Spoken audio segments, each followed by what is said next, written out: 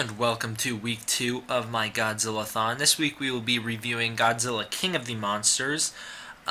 This is pretty much the same movie as Gojira. There are quite a bit of differences, which is why I'm giving it its own review. But I'm not going to go as in-depth with it as I went with Gojira. Hopefully this review won't take me another hour long. It could, I honestly don't know, but I would hope it doesn't. Now when it comes to this movie, the difference between me and most people with King of the Monsters is most people who start with King of the Monsters and then move on to Gojira, they love Gojira so much and they never go back to King of the Monsters. The difference with me is I still love King of the Monsters so much. Yes, I do prefer the Japanese version. Yes, as of now, I've probably watched the Japanese version more times. But King of the Monsters was really, I watched as a child, I grew up with it.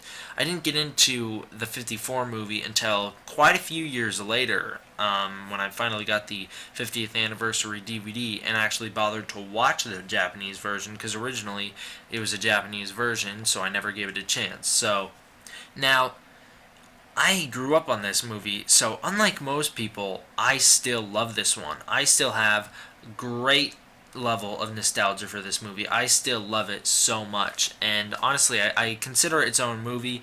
Honestly, I really do like this one on its own. I really do like this movie. So most people, when they review this movie, they typically crap on it. They typically say how much worse it is than the Japanese cut. I'm going to try and not do that, because honestly, it's a totally different movie. I know I said just at the start that it's the same movie. It's the same in terms of general plot, but it's the fine details that just make it its own thing, and that's why I'm giving it its own review. Also, this will be the only other video that I can think of, other than maybe 85, I'll give its own review, of a Japanese and an English cut, but this is the only time that we will do a Japanese and an English cut on a separate week. From now on, if I review both separately, not in the same video, it'll just be in the same week, just different days. But anyways, getting right into this movie so this review doesn't take longer than it needs to. The plot of this movie. Well, it starts out with a destroyed Tokyo. Steve Martin, played by Raymond Burr, is rescued. We don't see him rescued, but we see him crushed by the rubble, and then we see him in the hospital. So this is a really good plot device that the movie uses to its advantage, is telling the movie through flashbacks. This way, our main characters, Steve Martin, our protagonist, can narrate over the events of the movie, and it wouldn't be confusing for us American audiences. It's a really good way to do this, told in a flashback point of view. So, now the flashback starts. We see Steve on a plane. He is on his way to Cairo, and he is stopping off in Japan because he's going to meet Serizawa, an old friend of his. Really interesting dynamic between Steve and Serizawa here, because the only time we ever see them interact is a phone call scene, and we never see them in person, yet we still feel a level of, oh, these two are friends. And it's just because there's some playful dialogue here. He says, Serizawa says something along the lines of, you're a better writer than a linguist, when Steve Martin tries to respond in Japanese when picking up the phone. So some playful dialogue here just shows that these two have a history, these two are friends, these two know each other. It's really good, even though the actor playing Serizawa doesn't really have any likeness to the real Serizawa. It is kind of jarring when you compare the two, but I would assume that most viewers wouldn't pick up on that. I would assume that your average everyday moviegoer who sees this movie wouldn't notice that kind of flaw, but to someone like me and most of you Godzilla fans, it is pretty noticeable. Moving on from here, there is Steve Martin. He is pulled out of line in this airport, and he's kind of questioned about a shipwreck that went on down below his plane when he was flying, into Tokyo. So he's questioned about this. He has no idea what's going on. Then another shipwreck happens, and this starts an investigation. So Steve and this guy named Tomo, they gang up together and they investigate this mystery going on Odo Island. Here's my first major flaw with the movie, and this is entirely my fault. This is entirely the fault of I'm too familiar with the Japanese cut of this movie. When watching it, there's a scene that pops up, and listening to the Japanese dialogue and understanding enough of it to get the gist of what they're saying, it is very, very clear they're talking about Godzilla. They're talking about, Gojira. You even hear Yamane at one point say Gojira. And for people who can understand enough Japanese and who definitely can understand that word, that's not a hard word to learn for most people, for most Godzilla fans anyways. So when you hear this scene, it really does kind of take you out of the experience, but, they had to really, they did not have the kind of technology we have nowadays. They had to work with a specific set of sequences. They had to somehow, some way make it work, and they really do a good job here by splicing in American scenes and all that. Yeah, there are some mistakes here and there. There's at the very beginning, a duplicate scene of Emiko bending down near a patient. One time she bends down and nothing happens. The other time she bends down and suddenly Steve's there. So there are some flaws, but it would take someone like me, or probably you guys, who has seen the Japanese cut enough times to be able to notice these things, that we would be able to pick out this as a flaw. Most people, like I said, most general, average, everyday moviegoers, even just your kind of casual Godzilla fans who watch this movie, are not going to notice this. So it's not a problem unless you're just hardcore. Now, they go to Odo Island and they learn about the legend of Godzilla. Once again, here's another major problem I have with the film. This is in the dubbing job that happens, I guess you could call it dubbing, happens during the Legend of Gojira scene.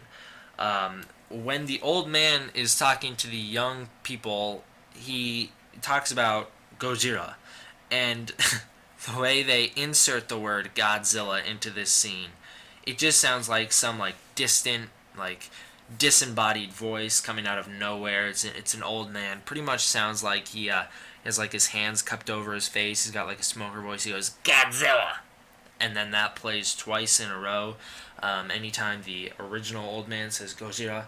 So it's kind of a big noticeable thing that's going on. Even I would assume that your average everyday moviegoer would at least notice that. That is a big flaw. But once again, they did not have tons of stuff to work with here. It was a very cookie cutter film. They couldn't do crazy things with it, even though I think they accomplished a whole lot more than they thought was possible, more than I would think would be possible. They accomplished it in such a short time span. But there are some, like I said, there are some major flaws with this movie, and I'm not here to crap on this movie because, like I said, I love this film. So moving on from this, the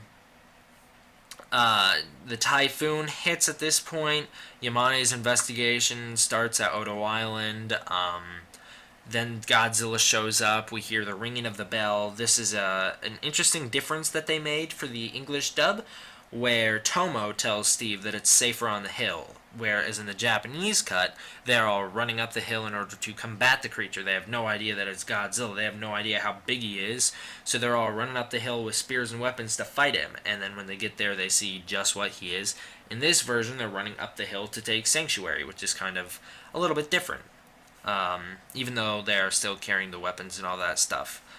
So now Godzilla's revealed, and we cut away to the press conference thing.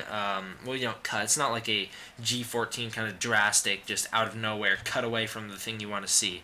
But after Godzilla goes back into the ocean, we cut to the press conference where Yamane reveals his findings of Godzilla. Now we see that in this version, Yamane makes the mistake of saying Godzilla's 400 feet. Godzilla's not 400 feet. I hate to break it to you, because something that I've seen a lot of my YouTube videos recently is that a lot of people have the misconception that Godzilla is actually 400 feet in this cut, and that means he's 1,000 feet in Shin Gojira, because that's the biggest Godzilla to date. That is not the case. Shin Gojira just barely clocks in over 400 feet, so that's the biggest Godzilla. This Godzilla was roughly 120-ish to 150-ish feet.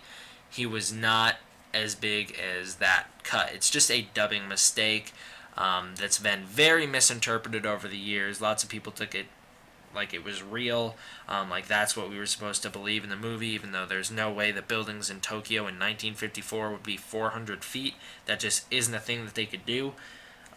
Also, if you listen, I think Dr. Yamane at one point says like the Jurassic period was 2,000 years ago, which that's also not true. Or he says something along those lines where it's just a crazy wrong number for how long ago the Jurassic period was. So there are some mistakes in here, even though that was a mistake of the original cut. There are some mistakes in here. Don't take that press conference word for word for those of you who watch this film. It's not accurate. Now, there's another mix-up here. I know I'm bringing up quite a bit of flaws, but these are all just the notes that I took down when watching the movie. There's another mix-up here.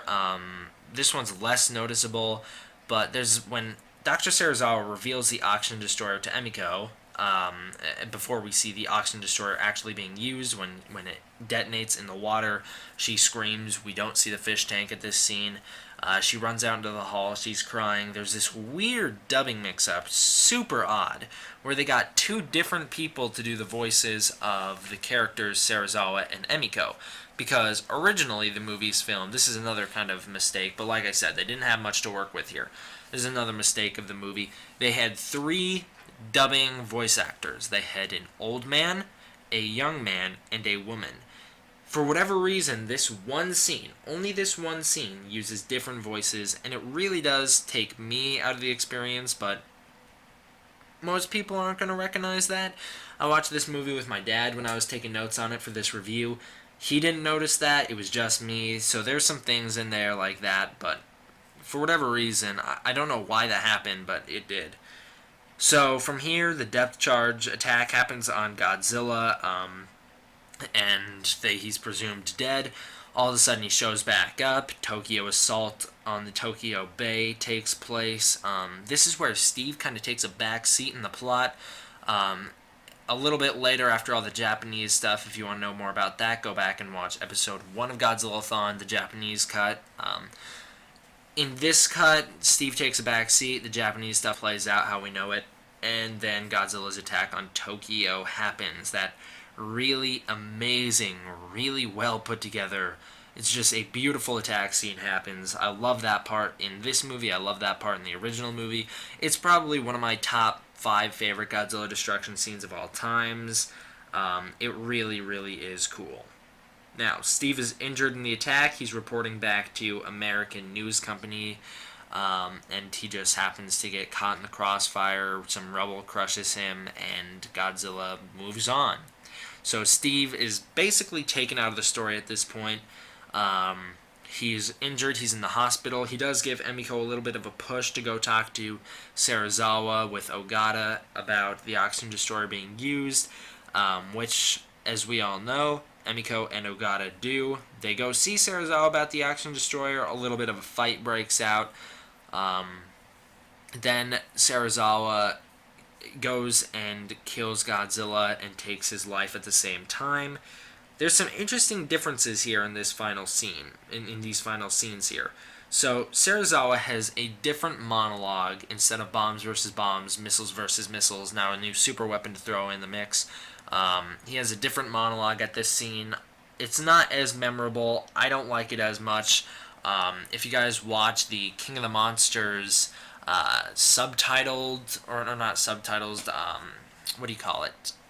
Commentary review of this movie that's on the DVD with Ed Godzicheski, or however he says his last name, however it's pronounced, Godzicheski, or something like that. If you watch that one, he does actually prefer this monologue, which is very interesting to me. I like the original one a lot. It sums up the allegory of the movie really, really well, and I don't think this one does. Also, Serizawa's sacrifice comes out of nowhere, because in the Japanese cut, he hints at it multiple times, saying, if the oxygen destroyer is used, I will have to die.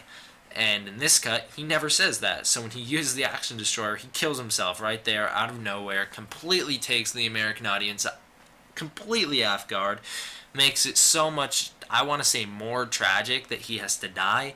And they don't really explain it. From what I remember, they don't really give a great reason. They never go in depth with it like they do in the Japanese cut. So it really just does leave more of an emotional impact on the viewer. Now, me personally, like I said, I prefer the Japanese cut. I prefer everything they do more than I prefer this one. Once again, not to say that I don't like this cut. I love this movie, but I do prefer the Japanese cut when he hints at it and she still makes him, because that adds even more tragedy to him. Not to the movie, not to the viewer, but to him.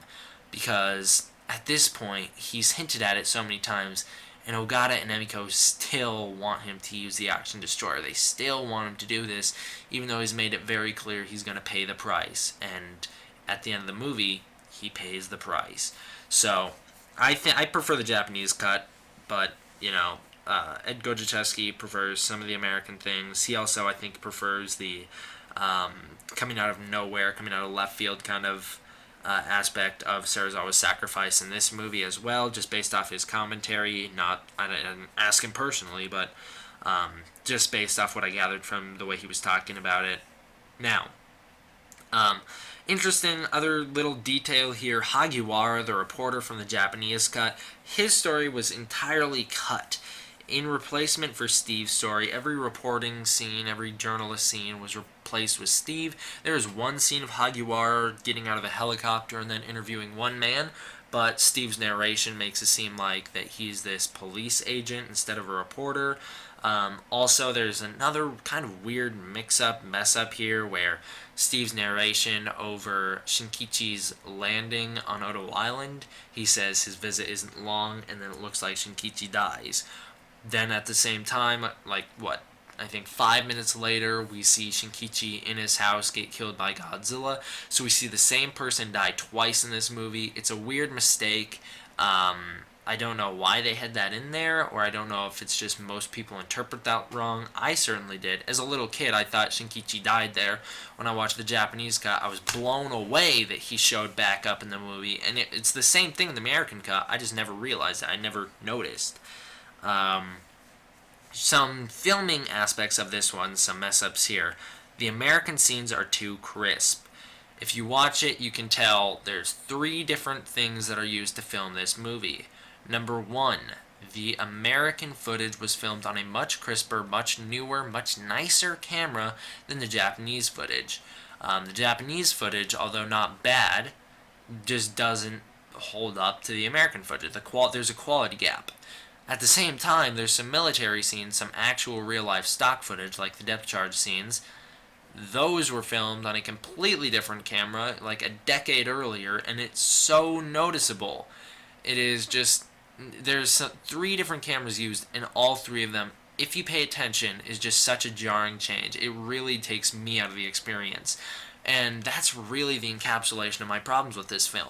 The older I get, the more I appreciate film, the more I pay attention to movies, the more I criticize movies, the more I realize the mistakes. But at the same time, the more I love the movies. Seeing these mistakes, seeing the wire holding up Godzilla's tail when he swings past the building. In some cases, like when CG is really bad, aka Reptilian, the Youngary remake, or Zilla 98 in some instances of that movie, when the CG's bad, or like when they do really bad superimposing in older movies, that really takes me out of the experience in a bad way. This one, it's kind of like, because I have such a level of nostalgia for this movie, I appreciate it more because I realize this was made by people. This was made by just people who wanted to do something very ambitious and succeeded. They really did succeed. So that's really why I like this movie. The way I do, the nostalgia, all this stuff, and even how the mistakes play into me loving this movie. Now, moving on to the characters. Number 1, Steve Martin, played by Raymond Burr. He's an amazing character. That's the real only reason to watch King of the Monsters. If you're debating, like, what should I watch, King of the Monsters or Gojira? Take Gojira. It's a much better film. If you're like, but I want a really good protagonist that I can relate to, take King of the Monsters, because, not to get not to be political here, but he is an American, and therefore Americans or English viewers are going to gravitate towards him more, they're going to relate towards him more, that kind of thing. So if you want to see, specifically if you just want to see Burr being awesome, go watch this movie. Not that he does anything really, really cool, but he's a great actor. I really like it. Now, here's a flaw with the fact that it's a dubbed slash. No, it's not all dubbed. I can't really call it a dubbed film because they didn't dub most of it. They used narration over most of it to explain what's going on. But the dubbing really takes away from actors like Akihiro Hirata. His performance as Serizawa is taken away from Akira Takarada. His Ogata, his performance is taken away from Moko Koichi. Her performance is taken away from as Emiko. Takashi Samura, his is definitely lacking in Yamane, especially because the voice actor they have for Yamane, his voice is like much higher pitch, much more annoying to listen to, and that's the thing. When you dub a film, you lose the original performance. That's the big problem with dubbed films. This isn't just a problem with King of the Monsters, this is a problem with every Godzilla film to have ever come out, other than the exception of the American movies, or I guess I should say English cuts, and the Shin Gojira, which, from my understanding at the time of filming, is a subtitled movie because I don't think they're going to dub it. But those are the only exceptions. Other than that, if you're watching the English cuts or whatever, the cuts that were released in America, you will be lacking the original performances, which most of the time in Godzilla movies are so much better. So much better. Especially in this one. Now, the one oddball character in this one, Tomo. I like this character. It's not like he's a bad actor or anything, but he's obscure. Like, they don't use him to their advantage. He disappears at one point in the film and then never shows back up. And the actor isn't even credited on IMDb. I couldn't find his credit anywhere on IMDb. Maybe that's just me being a bad researcher. Maybe Tomo is not his real name, and either I made that up or Steve Martin did, and he says a different name for himself. I didn't find him on IMDb. That's the point. I couldn't find his name. I couldn't find anything on him. So it's weird. Now, the only other character here is Godzilla. He has the same characterization as he does in Gojira. Go figure. I mean, it's not like they could have filmed any new scenes with him, so they couldn't have added anything. But it's cool to see him in this movie. It's cool to see him in any movie, honestly. It's cool to see all the Japanese footage spliced in here of the destruction scenes, all that stuff. Pretty cool stuff. Godzilla's not the same Godzilla as we all know and love. It's not like he's the sympathetic dinosaur who turned into a nuclear abomination, or the weird three-formed creature that runs on land and then turns into Godzilla, or, your just standard Godzilla. He's not that. He's just a nuclear bomb walking. He doesn't even have the classic roar. And actually, I do prefer the 54 roar to some of the later roars we get. Of course, I would prefer the Heisei roar overall because, that's his standard roar. We'll get into that later in a much further down the road review. But I do prefer the 54 roar over a lot of the roars. And I know the Showa roar is classic. It's untouchable. This one is too. I really do like this one. Now, we are kind of coming to a pretty good close-up here. We just have the background here. So, the background of this film, alright, it's really important if you know it in order to appreciate this movie in full. So, Japanese films were on the rise. They were getting pretty popular with some great classics coming out, and people thought they could make a market off that, which is why this movie came out in the way it did, was because they wanted to release this movie in America because, it's Godzilla. And it's a giant monster movie that's pretty much unlike anything they'd ever seen before, and they wanted to capitalize on that. So, because of the rising popularity of Japanese films and all this stuff, they wanted to take it, they wanted to dub it, they wanted to do all this stuff. Now, they didn't have a big budget for this movie, and they didn't have a lot of shooting time. So, people are shot, like the Japanese actors, whenever we see them face to face with an American actor, we see them from the back. We also see them from the side with things obscuring their face, because it wasn't the Japanese actors, they had to get a stand-in. They use duplicate sets, which is pretty amazing. I would have never guessed that they use duplicate sets. I would have just thought that they use like real places, real rooms, or whatever. They use a sound studio, duplicate sets. They reuse things all the time, and it really works. Like, you wouldn't be able to tell that well. I certainly didn't. Now, the way this movie was found is because Edmund Goldman found Godzilla after being a Japanese war prisoner, and he found the movie. He got Terry Moore to direct the movie. Now, Terry Moore did some touch-ups to the movie, like we talked about. He changed everything. He added American actors, Raymond Burr. The high tension wire storyline was reworked so that he could fit it into more of a realistic take on it, like more of a more understandable. Because in the Japanese cut, they build the high tension wires, which that's not a thing that you could do. And they build it in such a short time, and Godzilla just conveniently shows up there. Now in the Japanese cut, now in the English cut, sorry, the high tension wires were already there. They were already in place, and that's why when Godzilla shows up, they're there. So he made some pretty good touch-ups to the movie. He made it much more relatable for an American viewer or an English viewer. He just really did a good job at, I guess you could say, westernizing the film. Now, here's an interesting thing about when Edmund Goldman found Godzilla. That's exactly what he found. He found Godzilla. He didn't find Gojira, he found Godzilla. The Japanese created the name Godzilla. Now, a lot of people would give the credit to Americans translating it from Japanese to English or something along those lines. Now, it was the Japanese. They created the name. Also, they use the name in Shin Gojira, so it's kind of interesting. Well, they don't use it all the time, but, the American ambassador says it, or the woman, whatever she is. Now, the most famous line of this movie, I honestly had no idea was only in this movie. I would have assumed this one came from the Japanese cut, and this was what I was talking about earlier. Ogata's speech with Serizawa and Serizawa's monologue with him about bombs versus bombs, missiles versus missiles. What he says in this cut, Ogata says, is you have your fears, which might become a reality, and you have Godzilla, which is a reality. That's like the most famous line of this movie. I assumed that one came from the Japanese guy. I had no idea that was made up for this movie until I heard the commentary. Also, another interesting thing about that is that's the line that Ed Godziszewski prefers. He said he prefers that line over the original, which I don't. I really do like Serizawa's. It's a much better encapsulation of the allegory, but this one does really strike a chord with the monster movie. You have your fears, which might become a reality. You have Godzilla, which is a reality. It's a cool line. It's probably the best line of the movie, but I still do prefer the Japanese one.